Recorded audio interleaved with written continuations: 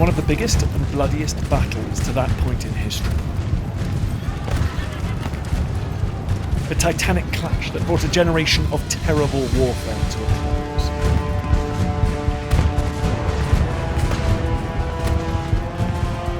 Decisively ended the career of Napoleon Bonaparte and marked the start of a century of relative peace.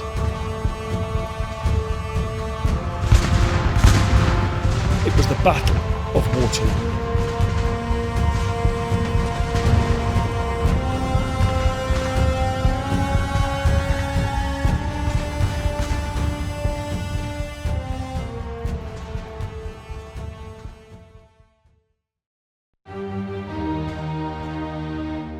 For over 20 years, Europe had been at war.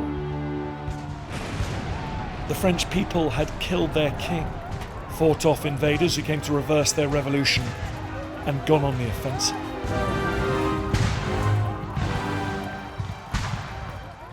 They attacked their neighbours to spread the fire of republicanism. In that maelstrom of instability and violence, one man had emerged to dominate France. A military genius who routed foreign enemies on the battlefield just as he brushed aside domestic rivals. His name was Napoleon Bonaparte. By 1812, he had declared himself emperor, annexed chunks of northern Italy, Spain, the Netherlands and Germany. He'd set up puppet regimes across much of the rest of Europe, and he had humbled Prussia, Russia and Austria. But his insatiable ambition was his undoing, at either end of the continent. An attempt to occupy Spain and Portugal provoked ferocious resistance and became a quagmire, sucking in men and money, while a gigantic attempt to invade Russia in 1812 ended in catastrophe. His mighty army was annihilated in the winter snows. The emperor was fatally weakened.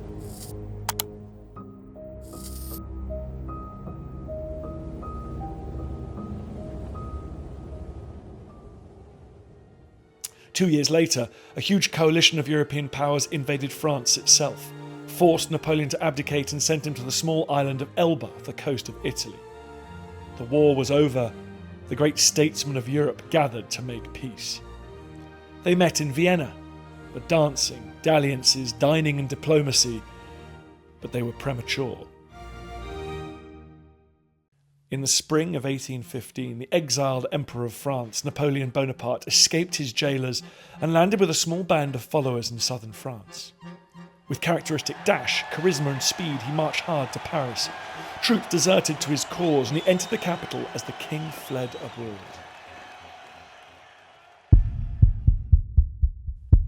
The powers of Europe trembled that Napoleon was back on the throne. They amassed an overwhelming coalition to strike at France from every angle.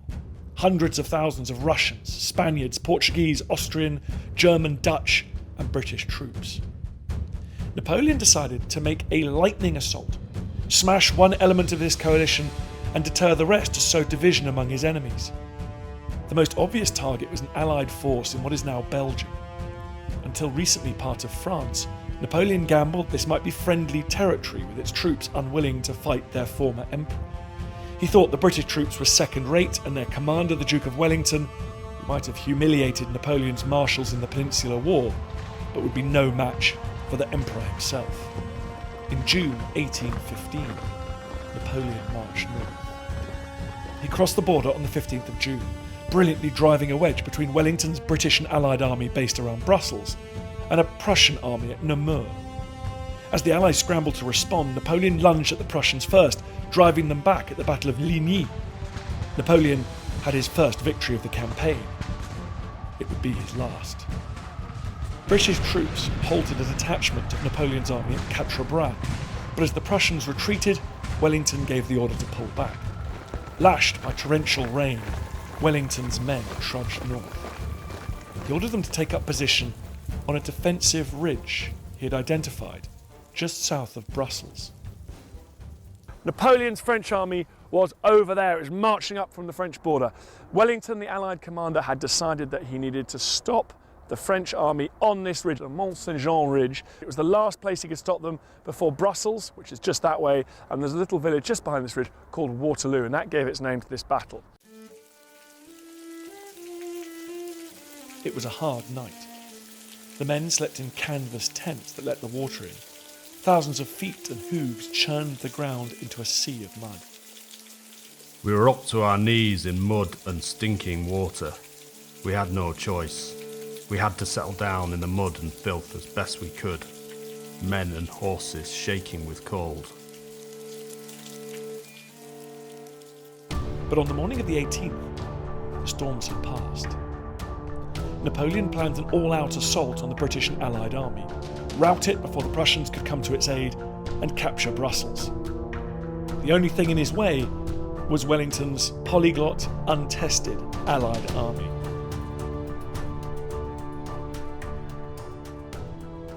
He had around about 67,000 men. Less than half of those men were British. Wellington was commanding an Allied army. The majority of his troops were Dutch Belgians and from various German kingdoms and principalities. He was scathing about his army. He said it was an infamous army and it was ill-equipped. It had been cobbled together at the last minute, and it now faced an army with a lot of French veterans marching north under Napoleon, one of the great commanders of all time. Wellington strengthened his position by turning 3 great farm complexes into fortresses. On the right, over there, Hougoumont, that was anchor of his right wing. Then we come over to the centre here. The French troops are marching up this road over here. You can see they're deploying over there. Then we got La Haissant, that was the anchor of Wellington's central position there.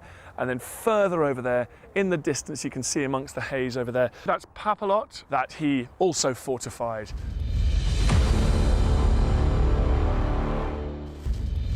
Napoleon outnumbered Wellington, and his troops were seasoned veterans.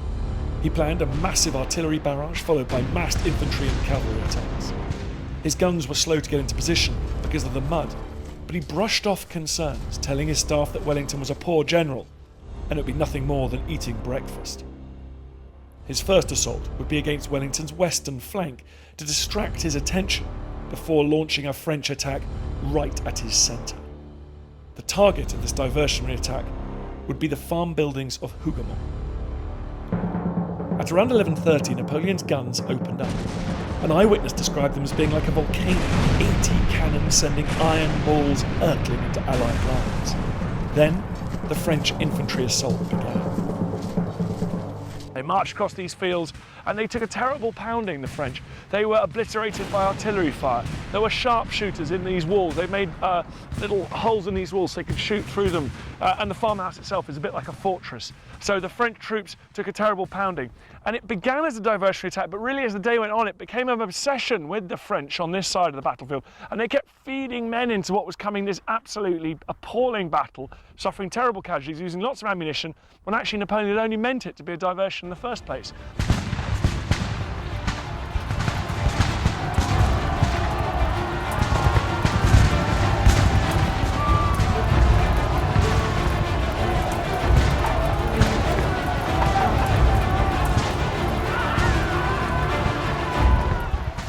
Just after 1 o'clock, Napoleon sent his infantry forward at the other side of the battlefield. Massive columns of men trampled the crops as they trudged up the slope toward Wellington's army.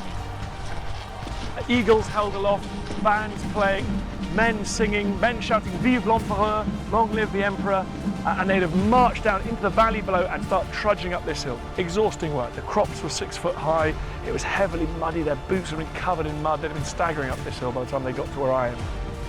The fighting was at bayonet point. They were fighting eyeball to eyeball. Musketry, the muskets back then only fired about 50 metres, so you had to be right up close to your enemy. And in certain places, actual hand-to-hand fighting.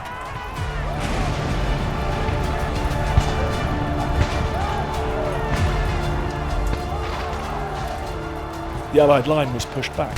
Wellington had to act fast, and he deployed his cavalry in one of the most famous charges of British history. The cavalry crashed into the French infantry, 2,000 horsemen, some of the most illustrious units of the British Army, elite lifeguards, as well as dragoons from England, Ireland, and Scotland. The French scattered. A mass of fleeing men surged back towards their own lines. The British cavalry, in high excitement, followed them and ended up among the French cannon. Another counterattack this time by Napoleon, who sent his legendary lancers and armour-clad cuirassiers to drive off the exhausted Allied men and horses. This hectic seesawing ended with both sides back where they'd begun. The French infantry and Wellington's cavalry both suffered terrible losses. Corpses of men and horses now littered the battlefield.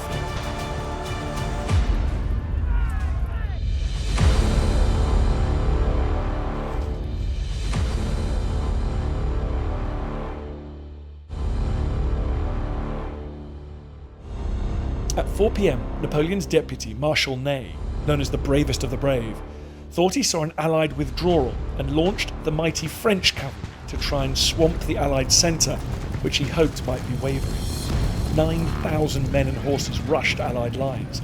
Wellington's infantry immediately formed squares, a hollow square with every man pointing his weapon outwards, allowing for all-round defence. Wave after wave of cavalry charged. Not a man present who survived could have forgotten in afterlife the awful grandeur of that charge. He discovered at a distance what appeared to be an overwhelming, long-moving line, which, ever advancing, glittered like a stormy wave of the sea when it catches the sunlight. On they came until they got near enough, whilst the very earth seemed to vibrate beneath the thundering tramp of the mounted host. One might suppose that nothing could have resisted the shock of this terrible moving mass. So you can imagine right here, the cavalry swirling between these squares like wild water in a river going past rocks and attacking them from all sides, but not managing to break into these squares at all because their bayonets, the men had bayonets out, sharpened steel bayonets, they had their muskets, and horses will charge, but they're not suicidal, they won't charge in against a wall of steel spiky bayonets. So the cavalry swirled about, and this went on for some time. The French cavalry took terrible, terrible casualties. The squares became hospitals. In the middle of the squares, the dead and wounded would pile up. And eventually the French cavalry were totally exhausted, turned around and retreated back towards French lines. It was a terrible battering, but the British Allied line just held. By late afternoon, Napoleon's plan had stalled, and he now faced a terrible threat. Against the odds, Wellington's army had held firm, and now from the east, the Prussians were arriving.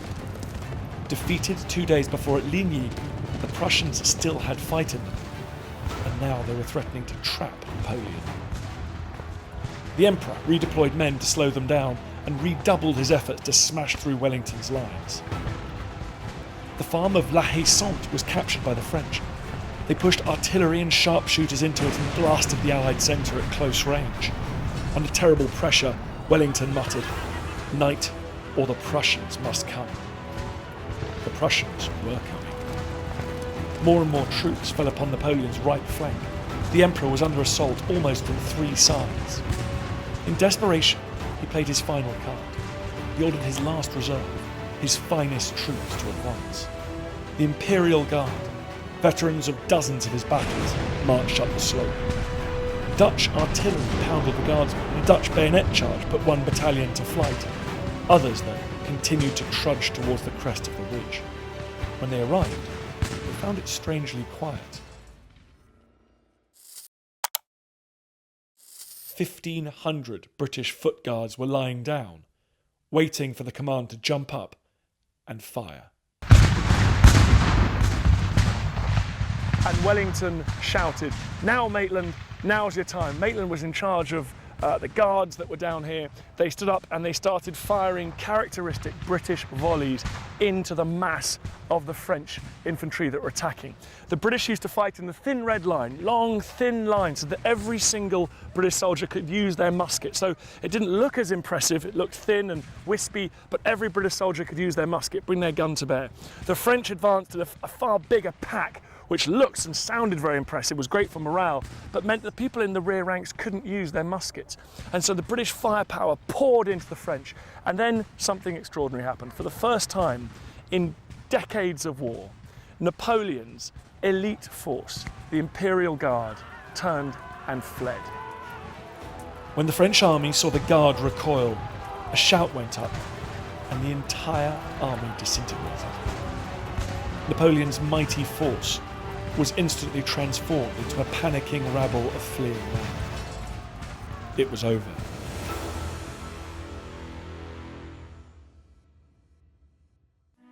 As the sun set on the 18th of June 1815, bodies of men and horses littered the battlefield. Something like 50,000 men had been killed or wounded. One eyewitness visited a few days later. The sight was too horrible to behold. I felt sick in the stomach and was obliged to return. The multitude of carcasses, the heaps of wounded men with mangled limbs, unable to move, and perishing from not having had their wounds dressed or from hunger, as the Anglo-Allies were, of course, obliged to take their surgeons and wagons with them. It formed a spectacle I shall never forget. The wounded, both of the Anglo-Allies and the French, remain in an equally deplorable state. It was a bloody victory, but a decisive one. Napoleon had no choice but to abdicate from the imperial throne of France a week later. Trapped by the Royal Navy, he surrendered to the captain of HMS Bellerophon and was taken into captivity. It was the end of a great war, bloodier and more costly in relative terms, even than the First World War. It was also the end of the career of Napoleon, one of history's most talented statesmen and commanders. But it was also a beginning, the start of a period of relative peace, an era also of extraordinary imperial expansion outside Europe and remarkable economic and technological advances within it.